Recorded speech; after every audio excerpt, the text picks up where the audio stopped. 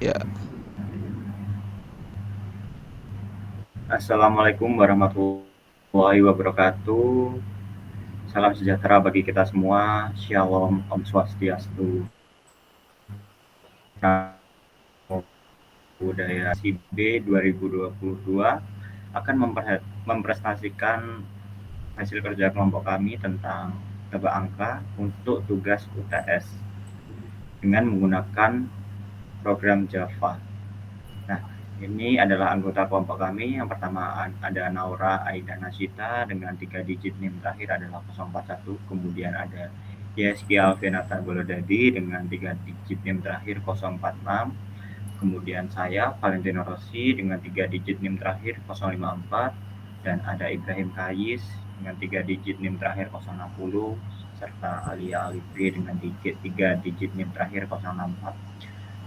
Next, materi pertama akan dijelaskan oleh teman saya terlebih dahulu.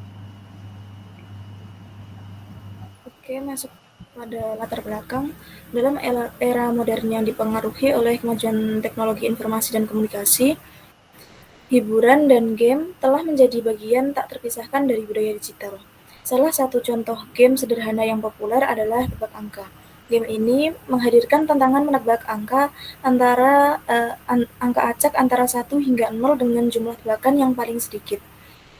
Game tebak angka ini menarik karena memadukan analisis keberuntungan dan strategi. Pemain harus mengandalkan intuisi mereka untuk menebak dengan cermat sambil bersaing dengan pemain lain. Namun untuk menciptakan game tebak angka yang lebih modern dan menarik, beberapa hambatan teknis harus diatasi, termasuk desain grafis yang menarik, integrasi dengan sistem basis data untuk menyimpan data pemain, dan elemen sosial yang meningkatkan interaksi antar pemain. Penelitian ini berfokus pada merancang sistem aplikasi sederhana untuk game tebak angka yang mencakup antarmuka pengguna yang menarik, penyimpanan data pemain, dan elemen sosial untuk meningkatkan interaksi pemain. Dengan demikian, penelitian ini bertujuan untuk memberikan kontribusi positif dalam pengembangan game yang menghibur dan menguji kemampuan pemain dalam menang.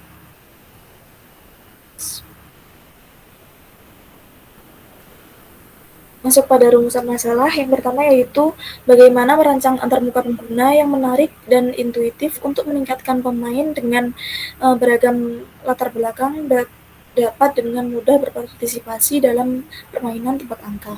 Yang kedua yaitu bagaimana mengintegrasikan sistem basis data untuk menyimpan informasi pemain, seperti nama dan catatan tebakan mereka, sehingga pemain dapat melacak kemajuan mereka seiring waktu. Yang ketiga yaitu bagaimana menyusun mekanisme umpan balik yang efektif, seperti memberikan informasi apakah tebakan-tebakan pemain benar atau salah, serta beberapa kesempatan yang tersisa dengan tujuan memotivasi pemain untuk terus bermain dan berusaha meningkatkan kemampuan mereka dalam menebak angka.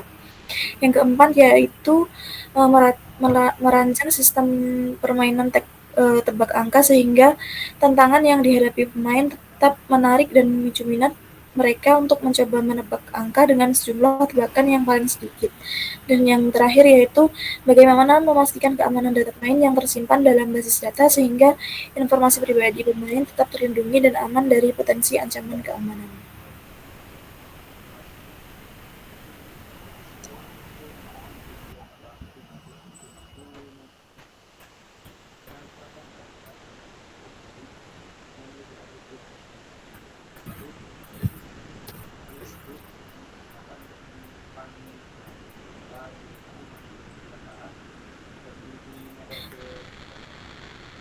Masuk pada tujuan, yang pertama yaitu merancang dan mengembangkan sebuah sistem aplikasi sederhana untuk permainan tebak angka yang interaktif dan menarik bagi pemain.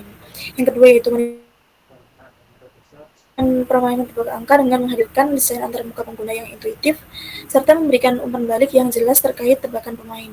Yang ketiga yaitu memungkinkan pemain untuk bersaing dan berinteraksi dengan pemain lain melalui sistem permainan tebak angka, sehingga menciptakan elemen kompetisi dan sosial dalam permainan. Yang keempat yaitu mengintegrasikan fitur penyimpanan data pemain ke dalam sistem sehingga pemain dapat melihat sejarah tebakan mereka dan melacak perolehan skor mereka dari waktu ke waktu. Yang kelima yaitu menyediakan pemain dengan informasi yang relevan seperti nama dan tebakan sebelumnya yang dapat membantu pemain untuk memperbaiki strategi mereka dalam menebak angka. Dan yang terakhir yaitu meningkatkan pemahaman tentang sederhana dengan fokus pada tebakan angka sehingga dapat diaplikasikan dalam konteks pengembangan permainan serupa di masa depan.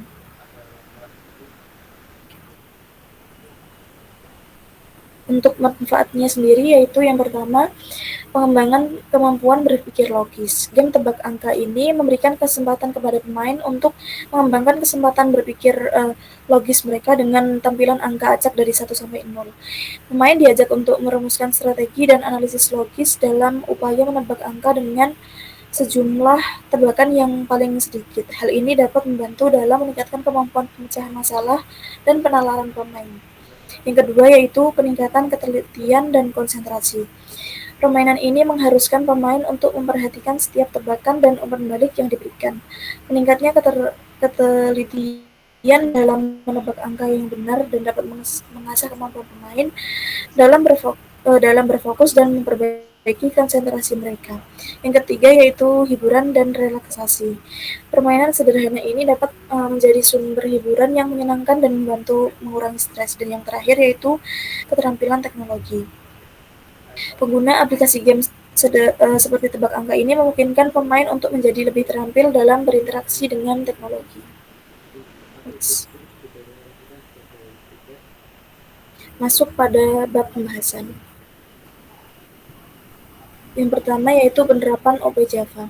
Dalam konteks pengembangan aplikasi sederhana untuk tebak angka ini menggunakan bahasa pemrograman Java, penerapan konsep OP Java menjadi krusial apabila aplikasi sederhana tebak angka ini yaitu contoh yang bagus untuk memahami bagaimana OP dapat digunakan dalam pengembangan perangkat lunak yang realistis. Beberapa konsep OP Java yang terutama relevan dalam pengembangan aplikasi ini adalah kelas, objek, enkapsulasi, pewarisan, polimorfisme, dan abstraksi.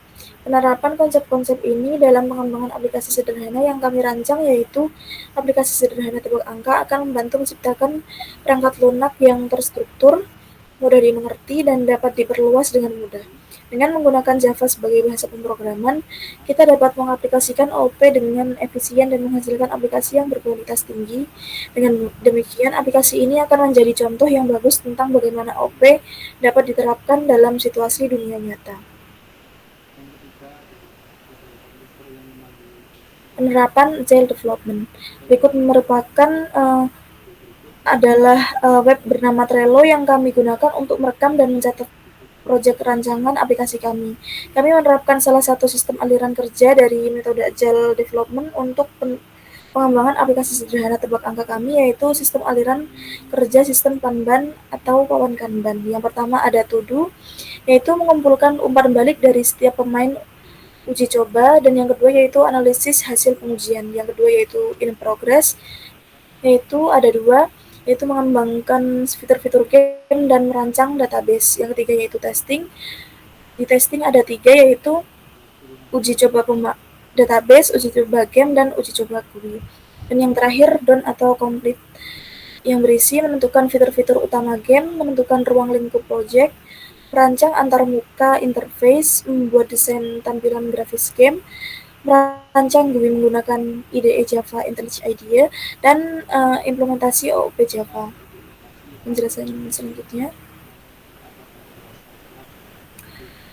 di mana sistem Kanban ini mewakili setiap tugas atau item menggunakan kartu atau sticky notes yang diletakkan di atas papan Kanban. Dalam sistem Kanban memiliki aliran kerja sederhana. Yang pertama to-do list, to-do yaitu belum dikerjakan. Tahapan ini merupakan titik awal dalam aliran kerja sistem Kanban karena tugas atau item kerja yang baru ditambahkan ke papan Kanban ditempatkan di sini.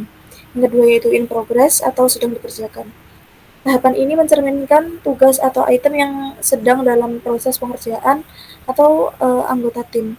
Setelah satu tugas atau item dipindahkan ke tahapan in progress, maka tugas atau item tersebut sedang aktif dikerjakan oleh anggota tim. tim. Yang ketiga yaitu testing atau sedang diuji. Tahapan ini digunakan untuk tugas atau item yang telah selesai dikerjakan dan saat ini sedang dalam proses pengujian dan memastikan kualitasnya. Dan yang terakhir done atau selesai. Tahapan ini menunjukkan bahwa tugas atau item kerja telah selesai dan sukses dikerjakan oleh seluruh anggota tim. Selanjutnya yaitu skenario penerapan analisis kuesioner. Yang pertama yaitu membuat kuesioner yang berisi pertanyaan tentang pengalaman pemain dalam bermain game tebak angka, seperti seberapa sering mereka memainkan game ini, seberapa mudah atau sulit mereka menyelesaikan game, dan seberapa menarik game ini bagi mereka.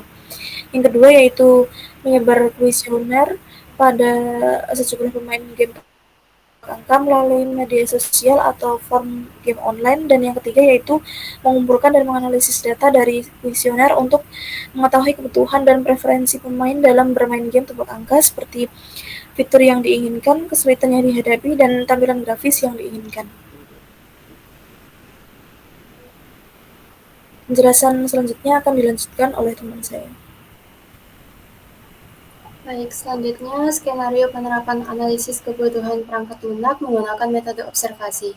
Yang pertama yaitu melakukan observasi terhadap pemain game tebak angka saat mereka bermain game ini.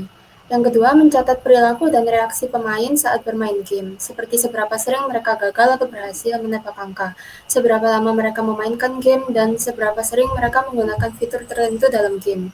Kemudian yang ketiga, menganalisis data dari observasi untuk mengetahui kebutuhan dan preferensi pemain dalam bermain game tebak angka, seperti fitur yang paling sering digunakan, kesulitan yang dihadapi, dan tampilan grafis yang diinginkan. Kemudian ada skenario penerapan analisis kebutuhan perangkat lunak menggunakan metode wawancara, di mana yang langkah-langkah pertama yaitu melakukan wawancara dengan sejumlah pemain game tebak angka untuk mengetahui pengalaman mereka dalam bermain game ini, seperti kesulitan yang dihadapi, fitur yang diinginkan, dan tampilan grafis yang diinginkan. Yang kedua yaitu merekam wawancara dan mencatat jawaban pemain. Dan yang ketiga, menganalisis data dari wawancara untuk mengetahui kebutuhan dan preferensi pemain dalam bermain game tebak angka, seperti fitur yang diinginkan, kesulitan yang dihadapi, dan tampilan grafis yang diinginkan. Skenario yang terakhir yaitu skenario penerapan analisis kebutuhan perangkat lunak menggunakan metode analisis dokumen, di mana langkah yang pertama yaitu menganalisis dokumen-dokumen terkait game tebak angka, seperti panduan pengguna, catatan pengembangan, dan dokumentasi teknis. Dan yang kedua, mencatat informasi yang relevan dengan kebutuhan dan preferensi pemain, seperti fitur yang tersedia, kesulitan yang dihadapi, dan tampilan grafis yang digunakan. Dan yang terakhir, menganalisis data dari dokumen untuk mengetahui kebutuhan dan preferensi pemain dalam bermain game tebak angka, seperti fitur yang perlu ditambahkan, kesulitan yang perlu diatasi, dan tampilan grafis yang perlu ditingkatkan. Masuk ke pembahasan implementasi. Berikut adalah OOP Java dalam bentuk kelas, di mana yang pertama ada main, yang kedua ada pemain yang berisi nama dengan format string, kemudian yang kedua ada tebakan dengan format int, ketiga ada pemain dengan string, get nama dengan string, set nama dengan string, get tebakan dengan integer, set tebakan dengan integer, display info dengan void. Kemudian ada game, yang pertama ada angka dengan integer, kesempatan dengan integer, menang dengan bulan, game dengan integer, get angka dengan integer, set angka dengan integer, get kesempatan dengan integer, set kesempatan dengan integer, is menang dengan bulan, set menang menggunakan bulan, dan display info menggunakan void. Di implementasi OOP Java kelas ini bermaksud untuk mengembangkan sebuah diagram kelas sederhana yang merepresentasikan struktur kelas yang dapat digunakan dalam sebuah aplikasi permainan tebak angka yang telah diuraikan sebelumnya. Dalam kerangka diagram ini, beberapa kelas utama akan disusun yang mencangkup beberapa objek yang ada dalam permainan dan juga menunjukkan hubungan antara kelas-kelas tersebut. Penjelasan singkat tentang kelas-kelas dalam diagram di atas yaitu yang pertama ada game. Kelas game ini digunakan untuk merepresentasikan objek game tebak angka. Ini memiliki atribut yang mencakup angka acak yang harus ditebak, kemudian ada jumlah kesempatan yang tersisa, dan status apakah pemain menang atau tidak. Kemudian yang kedua ada pemain, di mana kelas pemain ini digunakan untuk merepresentasikan objek pemain dalam permainan ini, yang memiliki atribut yang mencakup nama pemain dan tebakan pemain. Dan yang ketiga ada main. Kelas main ini merupakan kelas utama yang digunakan untuk menjalankan game tebak angka. Di dalamnya, objek game ini dibuat dan game dijalankan dengan interaksi antara pemain dan objek game. Hubungan antara kelas-kelas ini ialah sebagai berikut. Yang pertama ada pewarisan atau inheritance. Kelas game ini memiliki hubungan pewarisan dengan kelas pemain yang menunjukkan bahwa pemain adalah turunan dari game. Ini berarti pemain mewarisi semua atribut dan metode yang ada di dalam kelas game dan mungkin akan menambahkan atribut atau metode tambahan. Kemudian yang kedua ada asosiasi atau association. Diagram ini menunjukkan adanya hubungan asosiasi antara kelas game dan pemain. Ini terlihat dari adanya atribut tebakan dalam kelas pemain yang mungkin berkaitan dengan permainan yang sedang berlangsung kelas game.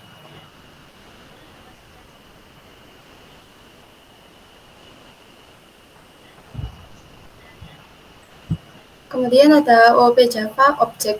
Di dalam OOP Java Object ini terdapat objek kelas yang game, yaitu objek game yang direpresentasikan oleh kelas game. Atribut objek game meliputi angka, kesempatan, dan menang. Konstruktor game digunakan untuk membuat objek game dan menginisialisasi atributnya. Metode display info digunakan untuk menampilkan informasi game. Kemudian ada objek kelas pemain, di mana objek kelas pemain ini direpresentasikan oleh kelas pemain.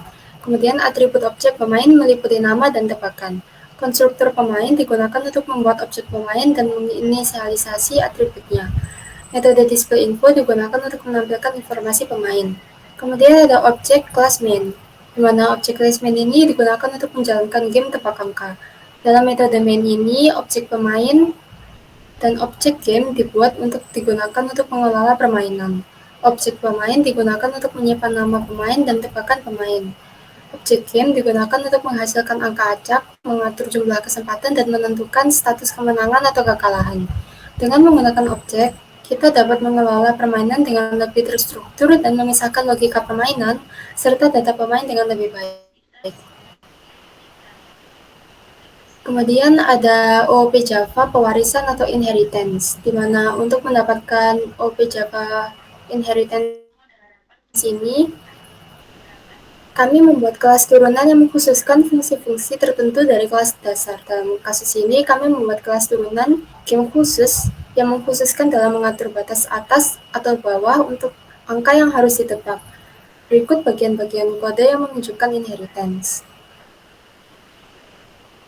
Dalam konstruktor game khusus, super, kesempatan digunakan untuk memanggil konstruktor ke game. Ini merupakan cara yang digunakan untuk menginisialisasi atribut dari kelas game dalam kelas turunan game khusus. Materi selanjutnya akan dijelaskan oleh teman saya. Baik, selanjutnya untuk penggunaan pewarisan dalam OOP Java. Dalam aplikasi tebak angka yang kami buat adalah pewarisan override metode display info dalam game khusus. Nah, itu ada sintaksnya. Jadi dengan menambahkan anotasi override di atas metode display info, kami memberitahu kompilator bahwa kami sedang mengoverride metode dari kelas dasar game. Dalam metode ini kami menyediakan implementasi yang berbeda untuk metode display info yang sudah ada dalam kelas game. Nah, itu tadi bagian-bagian yang menunjukkan inheritance dalam kode yang sudah kita buat, yaitu deklarasi kelas turunan, pemanggilan konstruktor kelas dasar dengan super, dan penggunaan override untuk mengoverride metode kelas dasar. Next.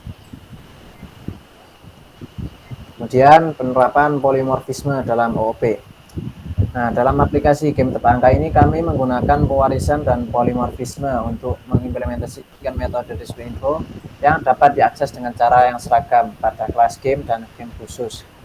Kami juga menggunakan antarmuka permainan untuk metode yang dapat diakses dengan cara yang seragam pada game dan game khusus. Nah, di bawah ini adalah bagian-bagian kode yang menunjukkan polimorfisme. Yang pertama ada deklarasi antarmuka permainan. Nah, itu ada sintaksnya.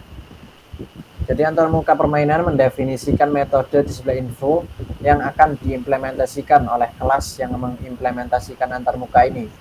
Ini memungkinkan untuk memanggil metode display info pada objek kelas yang mengimplementasikan antarmuka permainan tanpa harus mengetahui jenis objek secara spesifik.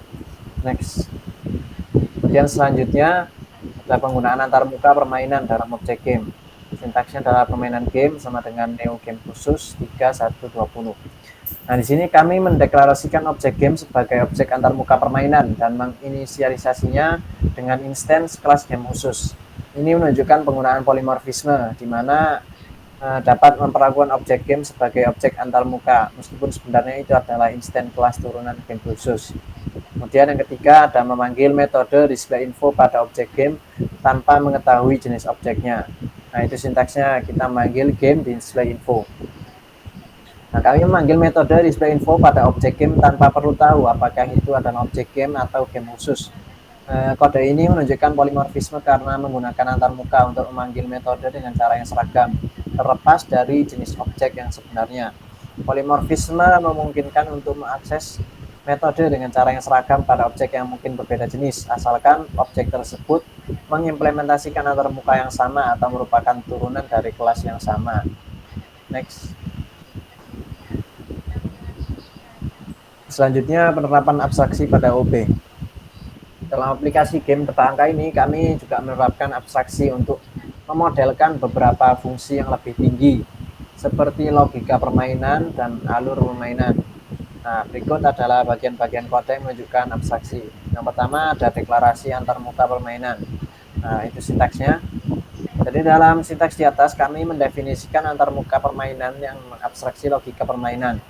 Antarmuka ini mendefinisikan 3 metode, yaitu metode display info, kemudian mainkan, dan selesai. Metode-metode ini yang akan diimplementasikan oleh kelas yang mengimplementasikan antarmuka ini. Next.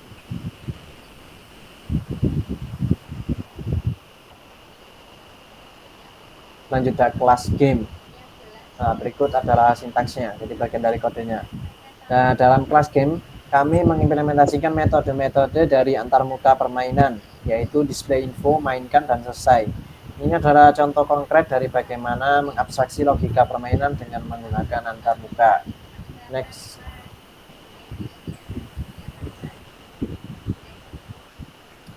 Selanjutnya, penggunaan antarmuka dan abstraksi dalam main method. Nah, jadi dalam main method kami membuat objek permainan sebagai instance dari kelas game, tetapi merujuknya sebagai objek antarmuka permainan. Ini adalah contoh penggunaan abstraksi di mana memperlakukan objek permainan dengan cara yang seragam, terlepas dari implementasi kelas sebenarnya.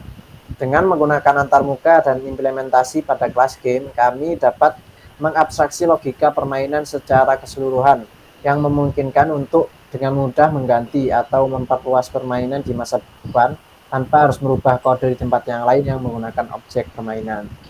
Next.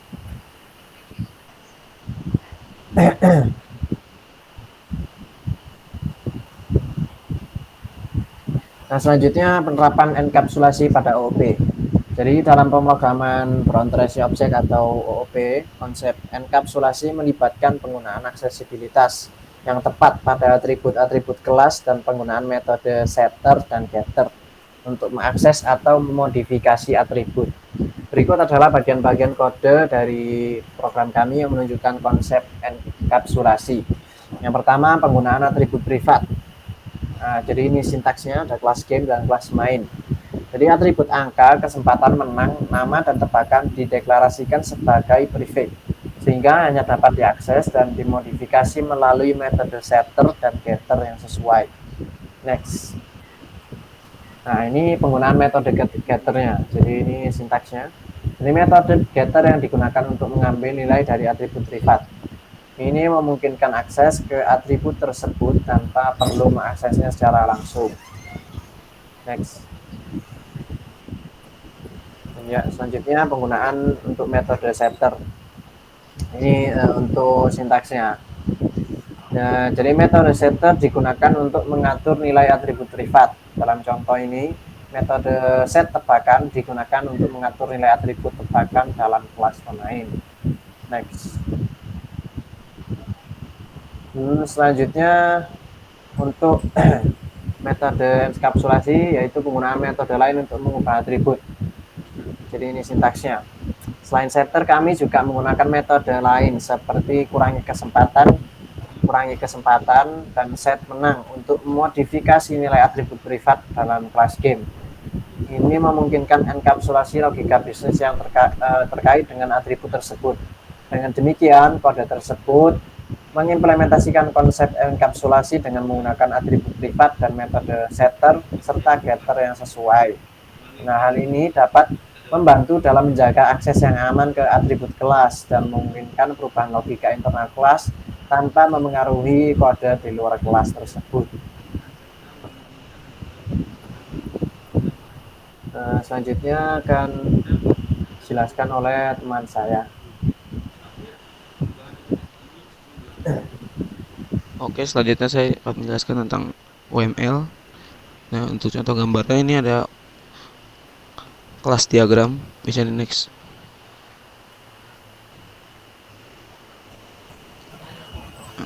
Untuk kelas diagram ini tadi ada 3 entitas. Yang pertama ada player. Kelas ini mewakili pemain dalam permainan. Ini memiliki atribut nama dan skor pemain. Pemain dapat mengakses nama dan skor mereka serta memperbarui skornya. Yang kedua ada guessing game. Kelas ini adalah inti dari permainan tebak angka. Ini memiliki atribut seperti nomor rahasia, jumlah kesempatan tersisa, apakah permainan sudah berakhir, skor, dan tebakan terakhir. Kelas ini memiliki metode untuk memulai permainan, menampilkan informasi, memproses tebakan, menghitung skor, serta identifikasi apakah permainan telah berakhir. Yang ketiga ada guessing game GUI. Kelas ini mengatur antarmuka grafis pengguna. Ini memiliki atribut seperti daftar pemain, area teks untuk leaderboard, indeks pemain saat ini, objek permainan, label hasil, dan objek frame. Kelas ini memiliki metode untuk memulai permainan dan menambahkan pemain, menampilkan informasi, mengatur leaderboard, menangani interaksi dengan pemain melalui GUI. Next. Selanjutnya ada diagram sekuen. Bisa dilihat gambarnya ini. Next. Penjelasan interaksi dalam diagram sekuensi ini, yang pertama pemain memasukkan nama mereka, kedua aplikasi menambahkan pemain baru ke daftar pemain, ketiga pemain memilih untuk memulai permainan, keempat aplikasi memulai permainan dan menghasilkan angka acak yang harus ditebak, kelima pemain mengirim tebakan mereka ke aplikasi, keenam aplikasi memeriksa tebakan, memberikan hasilnya, dan mengupdate skor pemain, ketujuh aplikasi menampilkan hasil permainan kepada pemain, kedelapan pemain memilih untuk menambahkan pemain baru atau keluar dari permainan. 9. Diagram urutan ini menggambarkan alur waktu interaksi antar pemain. Aplikasi dalam berbagai langkah permainan ini membantu memahami bagaimana pesan dan tindakan berpindah di antara objek-objek yang terlihat dalam permainan tebak angka. Next. Selanjutnya diagram use case, bisa dilihat gambarnya seperti ini. Untuk penjelasan use case-nya itu, yang pertama ada bermain. Ini adalah use case yang mencakup aksi yang dapat dilakukan oleh pemain, seperti memasukkan tebakan dan memulai permainan.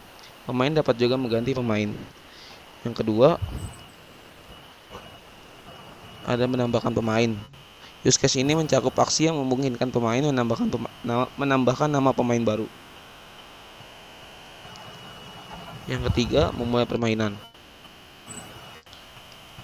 Use case ini mencakup aksi pemain memulai permainan setelah menambahkan pemain. Yang keempat, memasukkan tebakan. Use case ini mencakup aksi pemain memasukkan tebakan mereka selama permainan. Yang kelima, menampilkan info. Ini mencakup aksi pemain melihat informasi seperti tebakan terakhir dan jumlah kesempatan yang tersisa. Yang keenam, menampilkan hasil. Use case ini mencakup aksi aplikasi menampilkan hasil permainan kepada pemain. Yang ketujuh, mengganti pemain. Use case ini mencakup aksi pemain mengganti pemain setelah permainan selesai.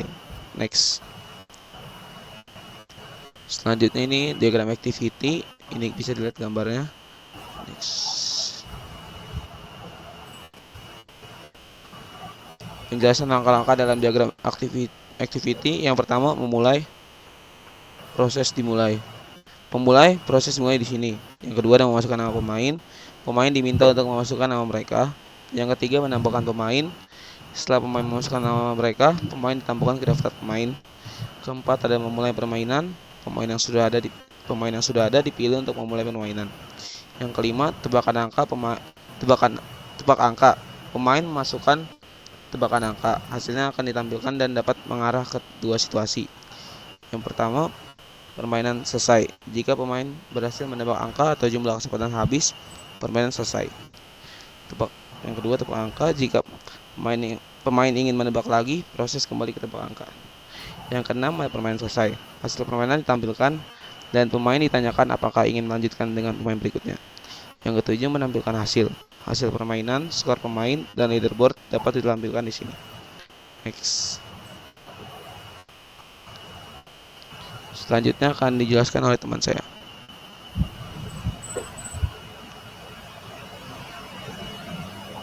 Oke, kemudian ada diagram state machine yang mana ini menjelaskan tentang bagaimana keadaan aplikasi bekerja. Next. Nah, penjelasan keadaan dalam diagram mesin keadaan. Yang pertama ada welcome screen. Keadaan awal ketika aplikasi pertama dilanjutkan, pengguna dapat memilih untuk menambahkan pemain di sini. Kemudian add player, keadaan ketika pengguna menambahkan pemain baru. Setelah menambahkan pemain, aplikasi dapat pindah ke keadaan start game atau ke kembali welcome screen untuk menambahkan pemain lagi. Kemudian yang ketiga ada start game. Keadaan ketika permainan telah dimulai, pemain yang aktif sekarang dapat memasukkan angka tebakan. Keempat, ada play game. Keadaan ketika pemain sedang memasukkan tebakan mereka.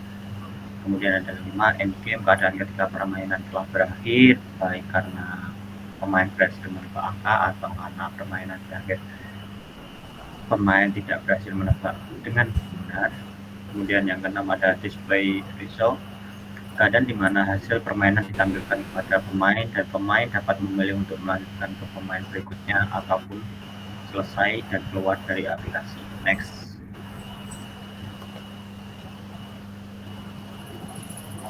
Kemudian di sini ada penjelasan tentang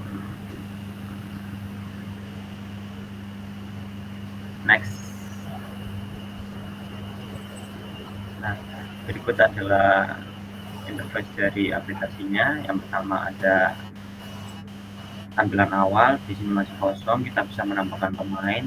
Setelah menambahkan pemain akan ada notifikasi pemain alias telah ditambahkan. Kemudian setelah berhasil menambahkan pemain akan ada notifikasi giliran bermain untuk Alia. Next. Nah, di sini pemain dapat memulai untuk menebak angka. Kemudian jika pemain menebak angka terlalu besar, maka akan ada notifikasi angka terlalu besar, dan jika angka tebakan terlalu kecil, maka akan ada notifikasi terlalu kecil. Dan jika benar, maka akan ada notifikasi tebakan Anda benar. Kemudian yang terakhir ada hasil leaderboard pemain yang telah menebak angka. Next.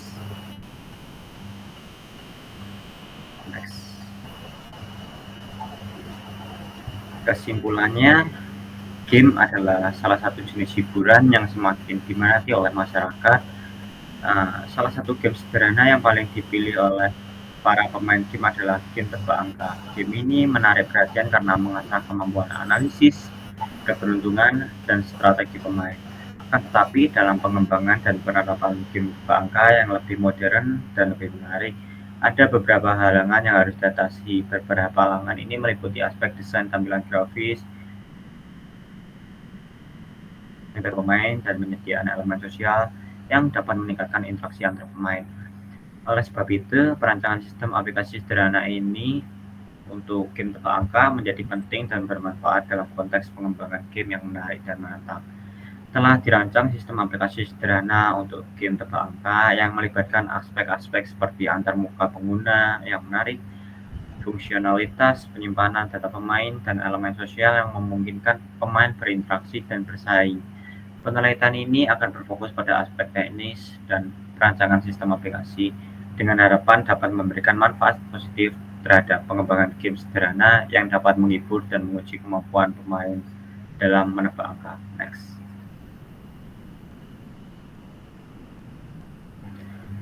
Sekian, terima kasih dari kelompok 2 Sistem Informasi B 2022. Apabila ada salah kata dari saya dan teman-teman, saya sebagai perwakilan ingin meminta maaf yang sebesar-besarnya. Sekian dari kami. Wassalamualaikum warahmatullahi wabarakatuh.